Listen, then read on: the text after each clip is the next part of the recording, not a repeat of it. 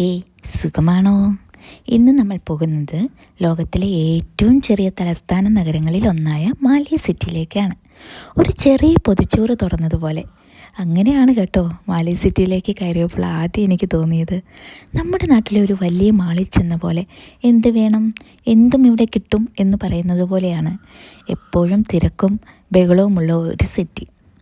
ഒരു കൺട്രിയുടെ മൊത്തം control, business, government, education, health, airport, entertainment ഇങ്ങനെ എല്ലാം നടക്കുന്നത് ഏതാനും 8 കിലോമീറ്റർ മാത്രം വിസ്തൃതിപ്പെട്ട ഈ നഗരത്തിലാണ്. പറയുമ്പോൾ കുഞ്ഞനൊക്കെ ആണെങ്കിലും ഞാൻ നേരത്തെ പറഞ്ഞതുപോലെ നമുക്ക് ആ പൊതിച്ചോറ് തുറക്കുമ്പോൾ ഉണ്ടാകുന്നൊരു ഫീലിംഗ് ഉണ്ടല്ലോ, ഏത്? അതാണ് ഇവിടുന്ന് ഓരോ ആൾക്കാരും ഓരോ ദ്വീപിൽ നിന്നും മാലി സിറ്റി ചെല്ലുമ്പോൾ തോന്നുന്ന അവരുടെ വികാരം.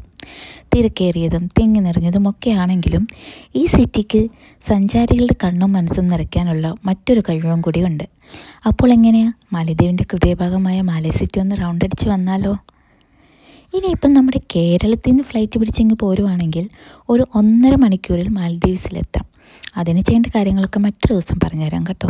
ഇത് നോക്ക്, ഇങ്ങനെ പൊട്ടു പോലെ കടലിൻ്റെ അവിടെ ഇവിടെയും ചിന്നിച്ചിതറി കിടക്കുന്ന ഓരോ ദ്വീപുകളാണ് ഈ മാൽദ്വീപ്സിനെ പൂർണ്ണമായും കംപ്ലീറ്റ് ചെയ്യുന്നത്. ഇനി ഇവിടുന്ന് നമ്മൾ പറന്നിറങ്ങുന്നത് വെലാന ഇൻ്റർനാഷണൽ എയർപോർട്ടിലേക്കാണ്. ഈ കാണുന്നത് അടുത്ത ദ്വീപിലേക്ക് മാലി സിറ്റിയിൽ നിന്നും പോകാനായുള്ളതും വരാനായുള്ളതുമായ റോഡ് മാർഗമാണ്. ഇതിന് ചൈന മാലി ഫ്രണ്ട്ഷിപ്പ് ബ്രിഡ്ജ് എന്നൊരു പേരും കൂടിയുണ്ട്. കാരണം ചൈനയുടെ സഹായത്തോടു കൂടിയാണ് ഈ മാലയിലെ ആദ്യത്തെ ഈ ബ്രിഡ്ജ് പണിതത്. ഇതിൻ്റെ ശരിക്കുള്ള പേര് സിനാമാലെ ബ്രിഡ്ജ് എന്നാണ് കേട്ടോ. മൊത്തം നീളം ഒരു 2 കിലോമീറ്ററൊക്കെ വരും ഈ പാലത്തിന്. പിന്നെ ഈ പാലം രാവിലെ കാണുന്ന ഭംഗിയേക്കാൾ ഒരു പ്രത്യേക എടുപ്പ് തോന്നുന്നത് നൈറ്റാണ്. നിറയെ ലൈറ്റൊക്കെ ഇട്ട് ഇയാളുടെ ലുക്ക് തന്നെ അങ്ങ് മാറും. പിന്നെ എയർപോർട്ടിൽ നിന്ന് ചെക്കിംഗ് ഒക്കെ കഴിഞ്ഞ് ഇറങ്ങി വരുമ്പോൾ നമ്മൾ കാണുന്നത് നല്ല സുന്ദരം കുട്ടപ്പനായി നിൽക്കുന്ന ഇവിടുത്തെ നീലക്കടലാണ് കേട്ടോ. ആരായാലും ഒന്ന് നോക്കിപ്പോവും, അത്ര ഭംഗിയാണ്. ഇവിടെ നിന്നും നമുക്ക് 2 ഓപ്ഷനുണ്ട്, കാർ അല്ലെങ്കിൽ ബോട്ട്. ഇപ്പോൾ ഇവിടെ നിന്ന് നിങ്ങൾ മാലി സിറ്റിയിലേക്ക് കാറിലാണ് പോകുന്നെങ്കിൽ ഒരു 80 റുപ്പി ആകും നമുക്ക് മാലി സിറ്റിയിലേക്ക് എത്താനായിട്ട്. പിന്നെ ഇവിടെ നിന്ന് അല്ലാതെ നമുക്ക് ഈ മാലി സിറ്റിക്കകത്ത് തന്നെ ഒന്ന് കറങ്ങി വന്നാൽ മതിയെങ്കിൽ 30 റുപ്പിയൊക്കെ ആവും. ഇതിവിടെ ഒരു സ്ഥിരമായിട്ടുള്ളൊരു റേറ്റ് കേട്ടോ, ഏത് കാറിൽ നിങ്ങൾ കയറിയാലും. പിന്നെ ഈ കാണുന്നത് റിപ്പബ്ലിക് സ്ക്വയറാണ്. അതായത് മാലി നഗരത്തിൻ്റെ ഹൃദയഭാഗത്തുള്ള ഒരു പ്രധാന തുറസായ പൊതുസ്ഥലം. മാലിദ്വീപിൻ്റെ ദേശീയ ആഘോഷങ്ങൾക്കും ഔദ്യോഗിക ചടങ്ങുകൾക്കും ഒക്കെ സാക്ഷ്യം വഹിക്കുന്ന ഈ സ്ഥലം രാജ്യത്തിൻ്റെ അഭിമാനത്തിൻ്റെ പ്രതീകമാണ്. ഒരു വെയിലൊക്കെ ആറിക്കഴിയുമ്പോൾ ധാരാളം ആളുകൾ ഇവിടെ കാറ്റുകൊള്ളാനൊക്കെയായി വന്നിരിക്കാറുണ്ട്. ഇനി റിപ്പബ്ലിക് സ്ക്വയറിൽ നിന്ന് പുറത്തിറങ്ങിയാൽ കുറച്ച് നടന്ന് തന്നെ നമുക്ക് എത്താൻ പറ്റുന്നത് ഗോൾഡൻ ഡോം മോസ്കിലേക്കാട്ടോ. കടൽക്കാറ്റടിക്കുന്ന റോഡിലൂടെ മുന്നോട്ട് പോകുമ്പോൾ പെട്ടെന്ന് തന്നെ വലിയൊരു സ്വർണ്ണ മേൽക്കൂര ദൂരത്തിൽ തന്നെ നന്നായിട്ട് തിളങ്ങുന്നത് നമുക്ക് കാണാൻ പറ്റും. അതാണ് ഈ മാലയുടെ ഏറ്റവും ഐക്കോണിക് കാഴ്ചകളിലൊന്ന്. ഈ കാണുന്നത് ഹുക്കുരു മിസ്കിയാണ്. 1658 പവിഴക്കല്ലുകൾ ഉപയോഗിച്ച് നിർമ്മിച്ച മാലിദ്വീപിലെ ഏറ്റവും പഴക്കമുള്ള പള്ളികളിലൊന്നാണ് കേട്ടോ ഇത്.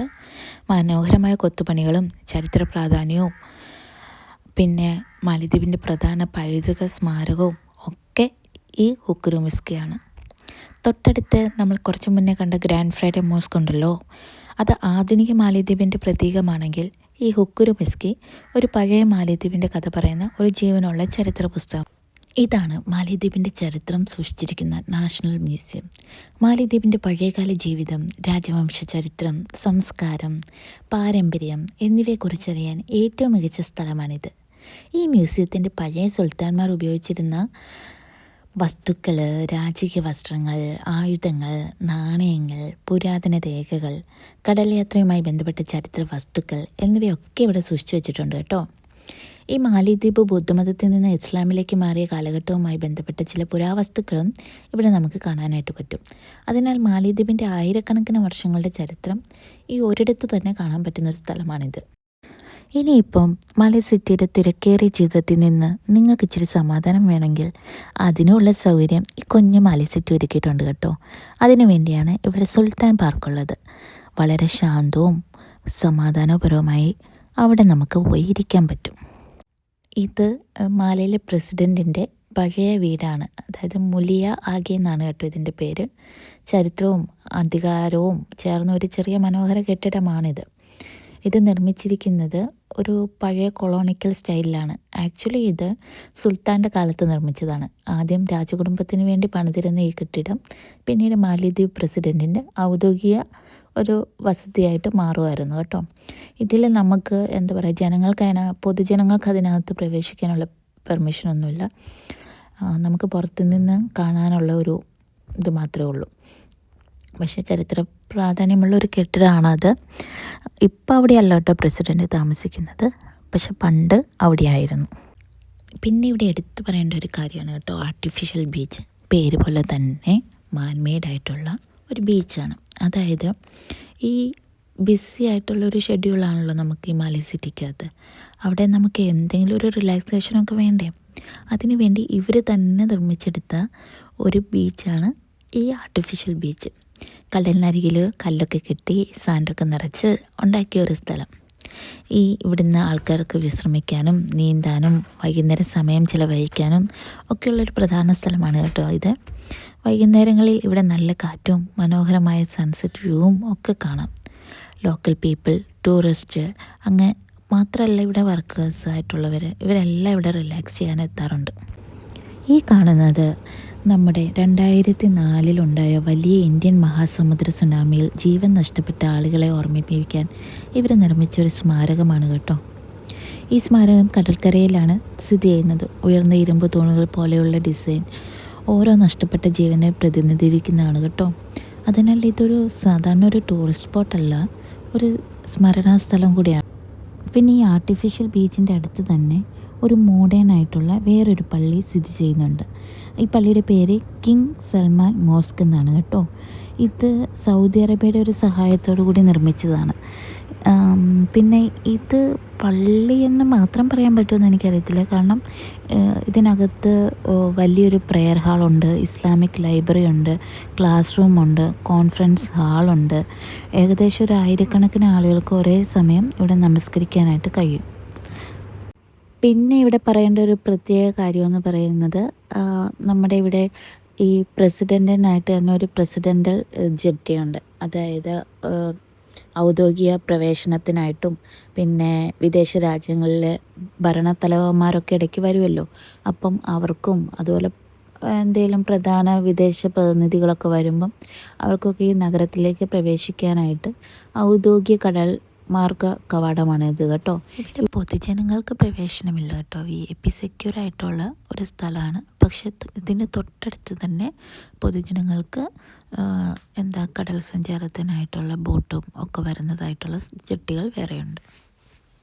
പിന്നെ ഇതാണ് ഇവിടുത്തെ ഫിഷ് മാർക്കറ്റും വെജിറ്റബിൾ മാർക്കറ്റും ഒക്കെ. ഇവിടെ എല്ലാ സാധനങ്ങളും തന്നെ അവൈലബിൾ ആണ്. പക്ഷേ ഇവിടുന്ന് നമ്മൾ കുഞ്ഞു കുഞ്ഞു ഐലൻഡിലേക്ക് സാധനങ്ങൾ ട്രാൻസ്പോർട്ട് ചെയ്യുമല്ലോ.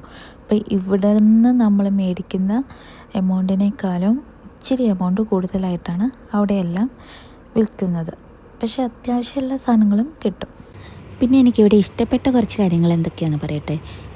ഈ സിറ്റിയിൽ ഇവർ ബൈക്ക് ഇങ്ങനെ അറേഞ്ച് ചെയ്ത് വെക്കുന്നൊരു രീതിയുണ്ട്. നേരെ നിരത്തി ഭയങ്കര നീറ്റായിട്ട് കാണാം കേട്ടോ അവരത് അറേഞ്ച് ചെയ്ത് വെക്കുന്നത്. അത് കാണാൻ തന്നെ ഒരു ഭംഗിയുണ്ട്. പിന്നെ നമുക്ക് തോന്നും ഇവിടുത്തെ താമസിക്കുന്ന ജനങ്ങളെക്കാളും കൂടുതൽ ഇവിടെ ബൈക്കാണോ എന്ന് തോന്നും.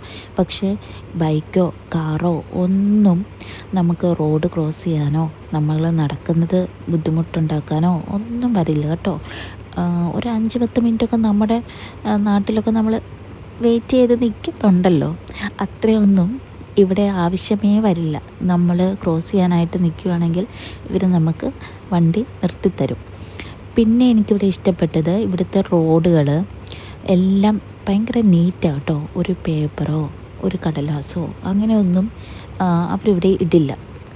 അതെല്ലാം അവർ നല്ല രാവിലെ വെളുപ്പിനെ തന്നെ എല്ലാം അടിച്ച് വാരി നല്ല ഭംഗിക്കാണ് കേട്ടോ ഇടുന്നത്. അതൊക്കെ ഇവിടെ എനിക്ക് അട്രാക്റ്റീവായിട്ട് തോന്നിയ കാര്യങ്ങളാണ്. പിന്നെ ഇവിടുത്തെ ട്രാവൽ എന്ന് പറയുന്നത് നല്ല തിരക്കുള്ള സിറ്റിയാണ്. നിങ്ങൾക്ക് കാണുമ്പോഴേ അറിയാം നല്ല തിരക്കുള്ള സിറ്റി. പക്ഷേ ട്രാവലിങ്ങിലാണേലും നമുക്ക് അത്ര ബുദ്ധിമുട്ടുകളൊന്നും ഉണ്ടാവില്ല. കാരണം ഇവിടെ ടാക്സികൾ അവൈലബിളാണ്.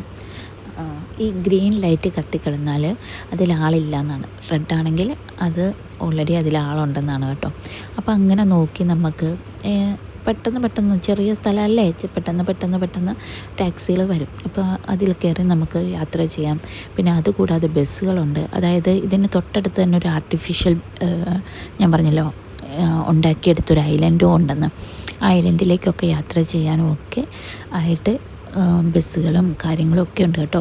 ആ ഐലൻഡിലെ വിശേഷങ്ങൾ ഞാൻ പതിയെ നിങ്ങൾക്ക് പറഞ്ഞു തരാം. അപ്പം മാലേ സിറ്റി ഇഷ്ടപ്പെട്ടെങ്കിൽ ലൈക്ക് ചെയ്യുക, സബ്സ്ക്രൈബ് ചെയ്യാതെ കാണുന്നവരുണ്ടെങ്കിൽ സബ്സ്ക്രൈബ് ചെയ്യുക. പിന്നെ കൂടുതൽ വിശേഷങ്ങളുമായി ഞാൻ വീണ്ടും വരാം. അപ്പോൾ ബൈ.